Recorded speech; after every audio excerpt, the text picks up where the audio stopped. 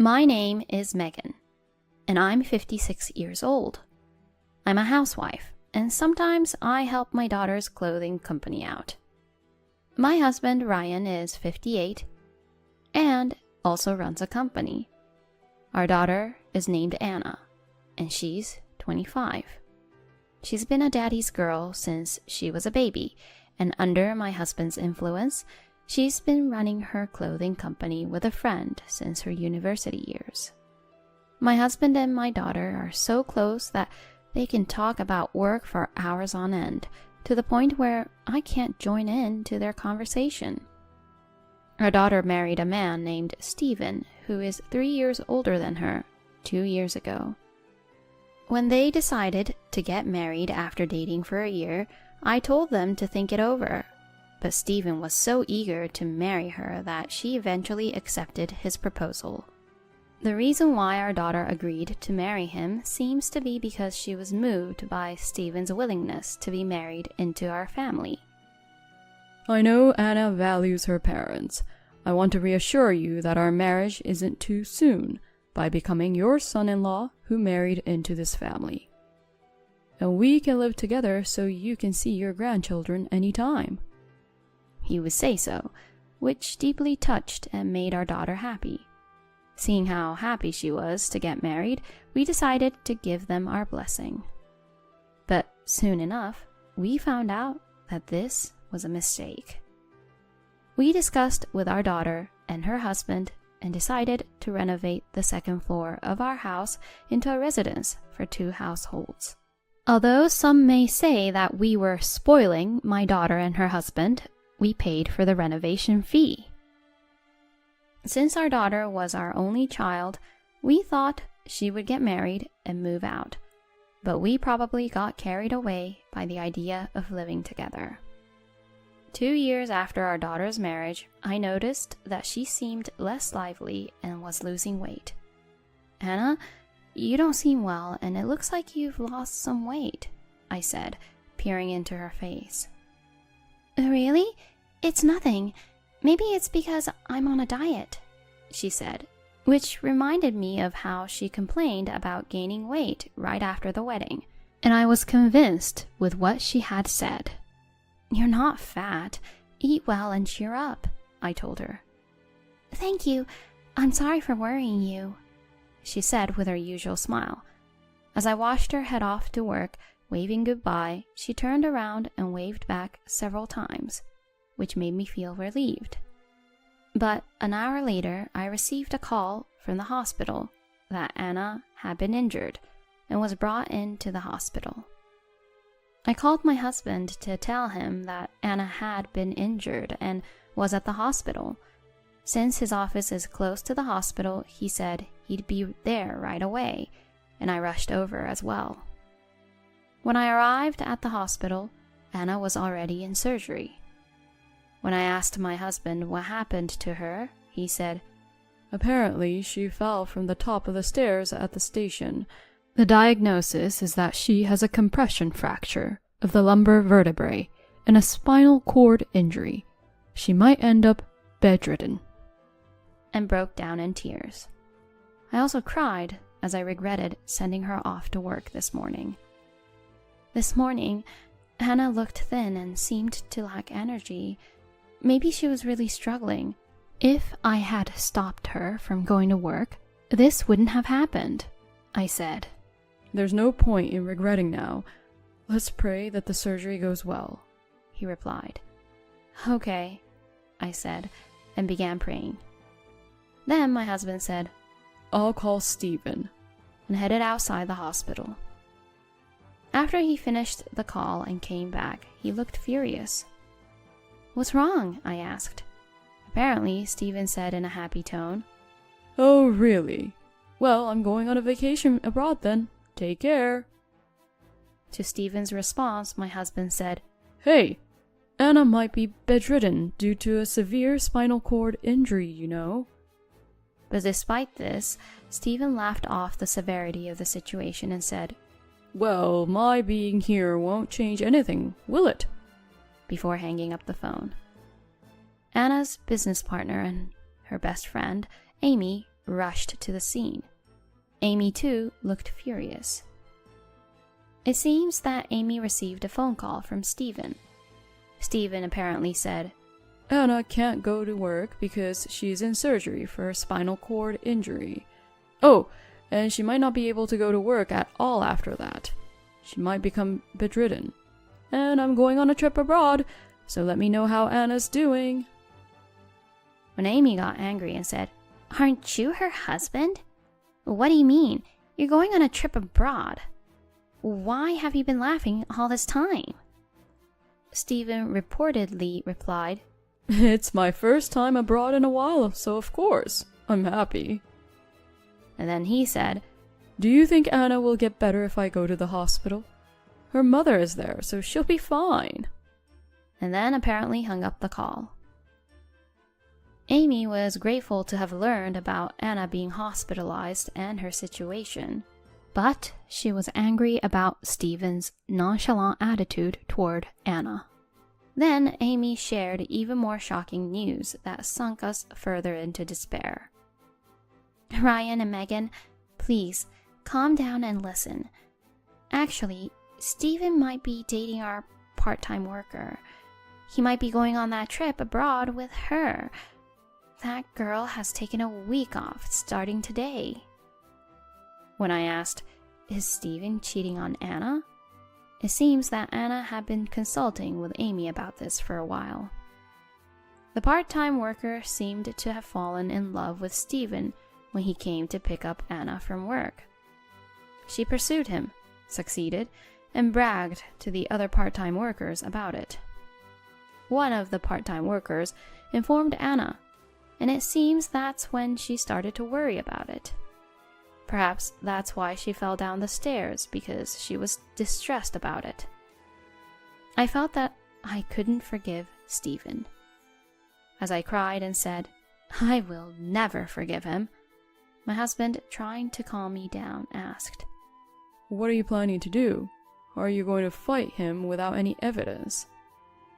Amy quietly said, There might be evidence. Anna had hired a private investigator. Amy, who had gone with Anna to the private investigator, handed me a business card from her card case.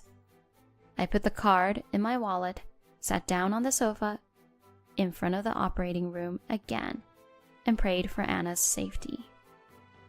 And when the light for the surgery in progress lamp turned off, the sound of us three holding our breath echoed. A few minutes later, we were led to the consultation room by a nurse. The surgeon explained the details of the operation and what to expect in the future. He said Hannah's operation went well because it was performed early and the injury was mild, so if she works hard at rehab, there's a high possibility she could return to her normal life. However, there's also a chance that she might still have some numbness in her hands and feet. However, the surgery was successful, so we thanked the surgeon and the nurses, took a look at Anna in the ICU, and decided to go home for the time being. Amy decided not to answer the phone when Stephen, who would probably call to check on Anna's situation, called. The next day, when we went to the hospital, Anna had woken up in the ICU. She couldn't speak, but she looked at us and started crying.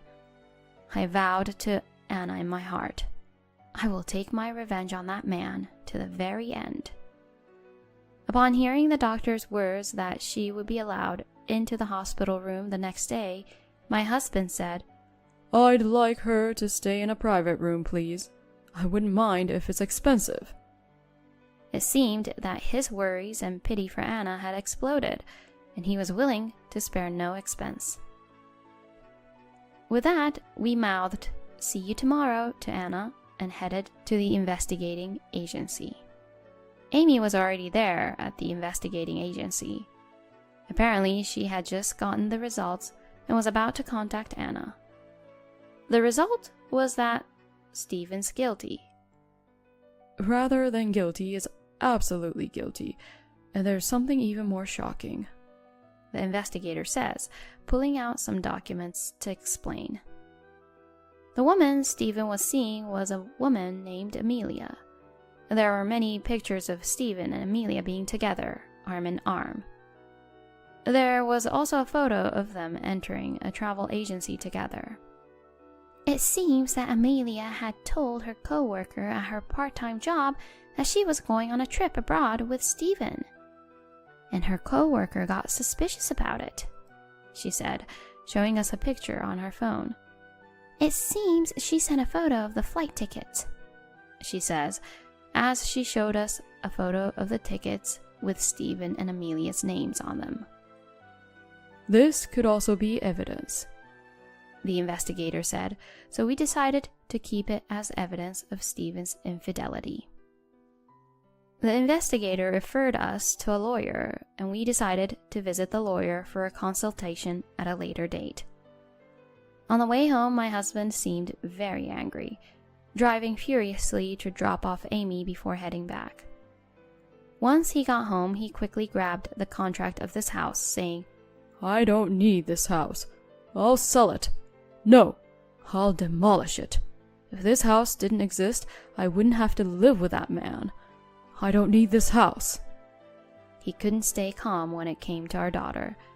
However, I didn't want to live under the same roof with such a man either. Although it was a waste, I agreed with my husband. My husband immediately called the company that had done the renovation.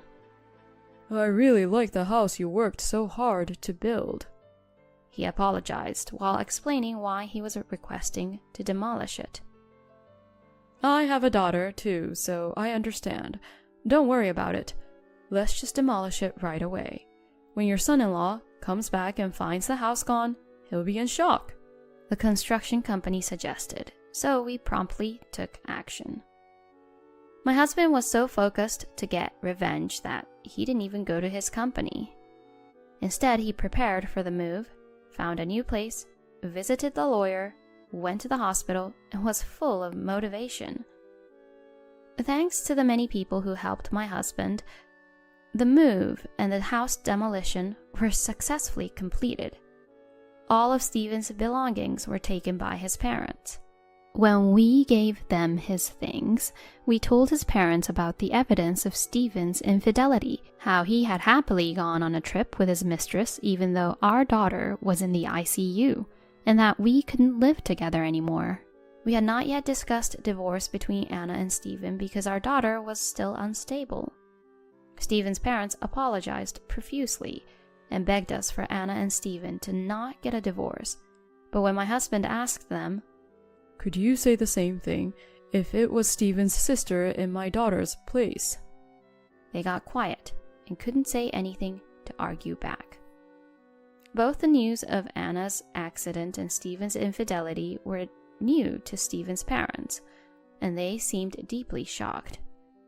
After loading the luggage into the car, Stephen's parents bowed their heads and said, Please, we beg you, for them to not get a divorce.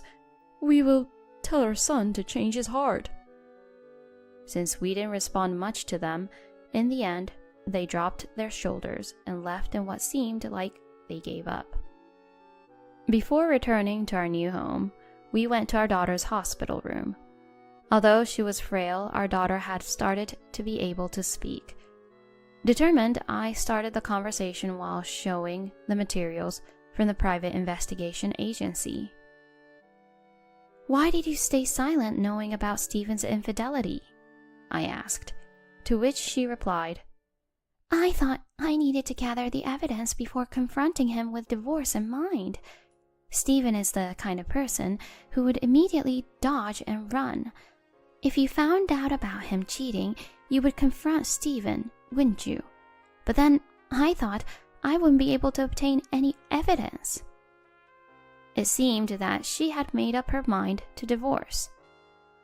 If you asked me not to confront him, I would have endured. It hurts to think that you were worrying about this all by yourself. My husband says this with a look on his face that he's about to cry, holding Anna's hand.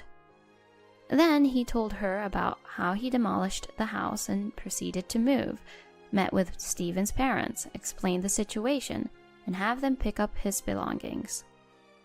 Maybe my father-in-law is getting anxious because he thinks your company will stop doing business with them.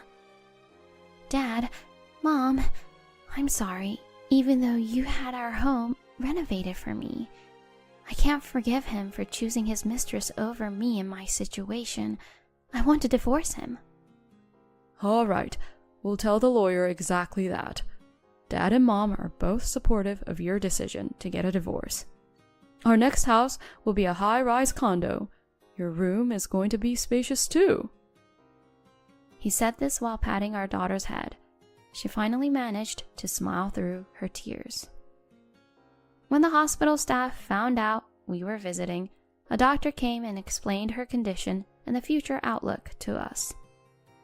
The fact that the surgery was done quickly means she should be able to return to her normal life after rehab. The doctor warned us that there's a chance she might experience some numbness in her hand, but said it's unlikely. Thank you so much, sir. That's a relief, isn't it, Anna? Since you have nothing to be worried anymore, there's no need for you to be lost in thought while you're walking anymore. I didn't fall down the stairs because I was lost in thought. Someone pushed me. We were shocked by her revelation.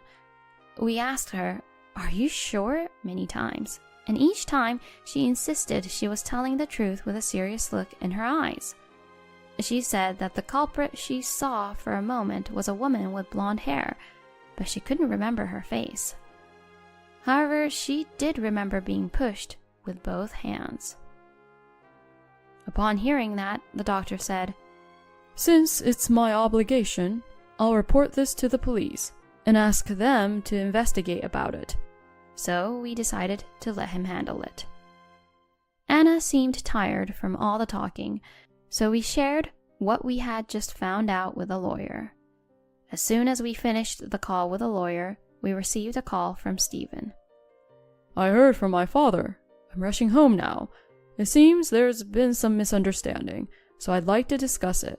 If we can clear up the misunderstanding, Anna and I won't need a divorce, right?" He was laughing as he talked. "It's a good thing I answered the phone."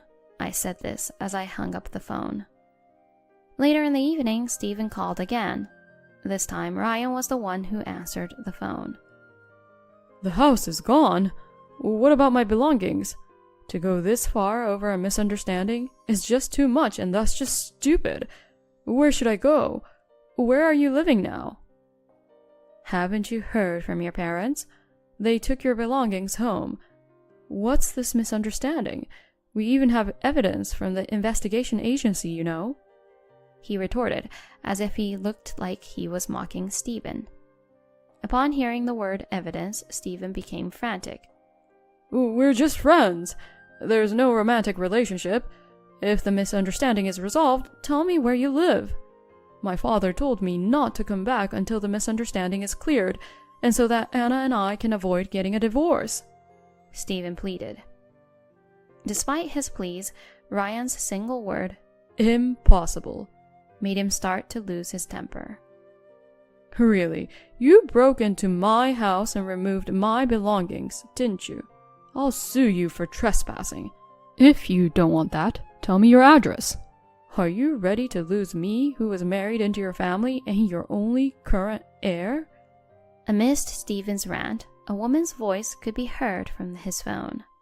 "Enough already. Just break up. You couldn't even have a child with your wife." Hearing this, my husband rushed to ask, "What? A child?" But it seemed that the call was cut off. We tilted our heads in confusion as we hadn't heard from the doctor at the hospital that Anna was pregnant. Although we were concerned about that, we were more exasperated than angry to think Stephen was still with that woman.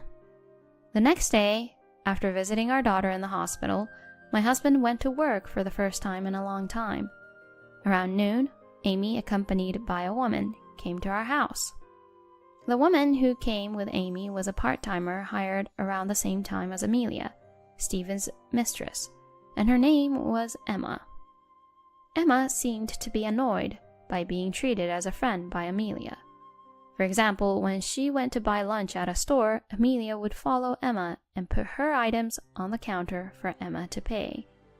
It was lunchtime, and the store was busy, so Emma couldn't refuse and ended up paying for her. When she complained, Amelia said, "It's okay, we're friends after all." Even at work, Amelia was said to be slacking off most of the time during work. And she would go home on time even though there were some overtime to do. When Emma confronted her, Amelia responded with, "We're friends, so you should support my love life," causing trouble for Emma just because they were friends. At that point, Amy said, "Emma came to consult me about this. I also heard some information that would be good to let you know." When Amy asked Emma to show us, she showed us messages on her smartphone. We were shocked by the content. The content included screenshots of conversations between Stephen and Amelia, photos of the two of them being flirty, and more. That wasn't all. There was a confession from Amelia that she had bumped Anna down the stairs. The reason why she did such a thing to Anna was also there. The reason was that Stephen had told Amelia that Anna's period was late, so Amelia thought Anna was pregnant. Amelia thinking that if Anna got pregnant, Stephen would go back to Anna, so Amelia carried out her plan and was happy that everything went as she expected and Anna was hospitalized and couldn't go on the trip. Emma said, "I can't forgive her for trying to take away the CEO's husband and doing such a thing for her own convenience. It's terrifying, so I consulted with our vice CEO, Amy." We were surprised at Amelia's stupidity in sending evidence of the affair to Emma, but we were relieved to get her confession. And I posed a question. I haven't heard anything about Anna's miscarriage from the doctor. "She's not pregnant. She said that she's just been worried about Stephen, causing her period to be irregular." Upon hearing this, we as a couple let out a sigh of relief. So she really wasn't pregnant after all. My husband decided to consult a lawyer armed with screenshots of the confession and pictures of Amelia and Stephen being affectionate. The lawyer advised him to file a report with the police, so the next day my husband and I submitted printed out screenshots as evidence. Even as we consulted with the lawyer, we were receiving calls from Stephen every day. Every time, he'd say things that sounded like threats, such as, "I'll sue you for trespassing," and "You be in trouble if I don't become the heir, right?" But neither my husband nor I said anything and just hung up the phone. And then finally, the day of the revenge arrived. As per our lawyer's instructions, we summoned Stephen and Amelia to a conference room at my husband's company. "Come with your friend. We want to hear how we're misunderstanding things." Upon hearing this, Stephen said, "Okay, but when you realize it's a misunderstanding, you have to apologize to me and my friend." "Oh, and you'll be compensating my parents too." Looking at him, I regretted more and more for allowing my daughter to marry such a man like him. As we waited in the conference room with our lawyer, Stephen and Amelia arrived half an hour late. When they saw our lawyer, they were surprised and said with an awkward laugh, "Why did you bring a lawyer here? Let's just talk as a family."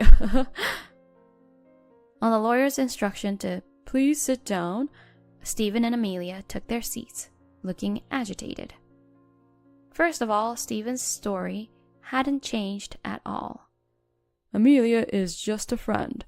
I have no romantic feelings for her." Amelia was nodding along on the side. Then our lawyer asked, "So, Stephen, this Emily woman is your real girlfriend, right?" and handed them a picture of Stephen with his arm around a woman named Emily.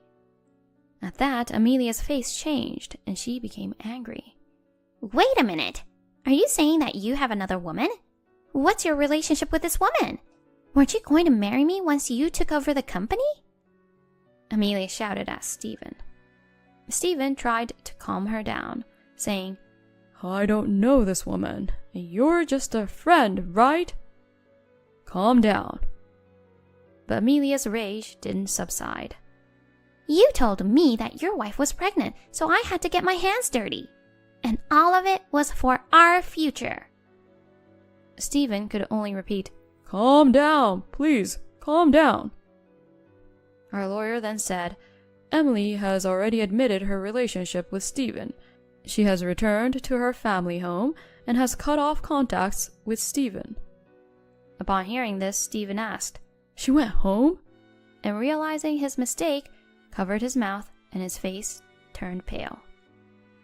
Our lawyer then turned to Amelia and said, We have enough evidence of your relationship with Stephen, as well as evidence of the crime you just confessed to having committed against Anna. Amelia, becoming frantic, stood up and said, I admit to the affair, but Stephen talked me into doing the stair thing because his wife was getting suspicious and we couldn't go on vacation, and because his wife was pregnant. I apologize. I'll pay compensation. I'll break up with Stephen. Just don't tell the police. Amelia burst into tears. Stephen then shouted at Amelia, I never told you to do anything like that. You've ruined everything. It's over between us. You deserve to be arrested.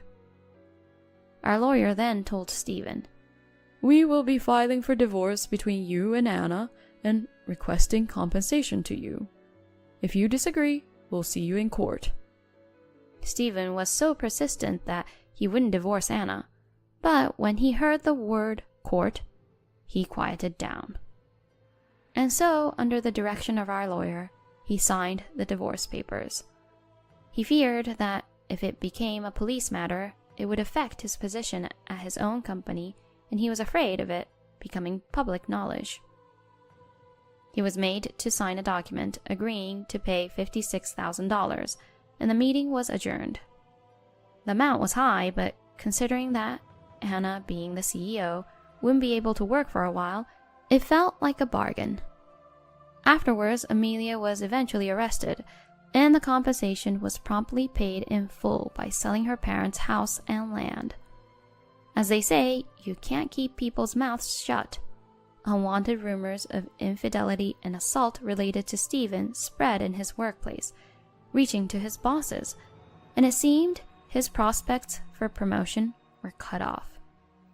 The company where Stephen's father worked lost its business with my husband's company, and it seems Stephen's father's company went bankrupt.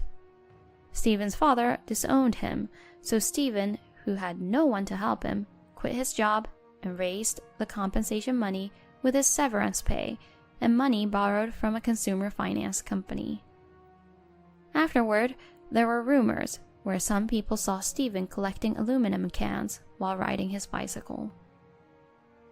My daughter Anna was able to return to work a year later after enduring the rigorous rehabilitation. I don't need a boyfriend for a while. Anna, who said this, now values her body and works more than before. Emma, who had helped us, seems to have been invited by Anna and Amy to work as a regular employee. As for my husband, he's working hard with the slogan, Active for Life, so he won't lose to our daughter's company. After all, the revenge drama was pretty pricey. I'm also going to do my best to help out at my daughter's company.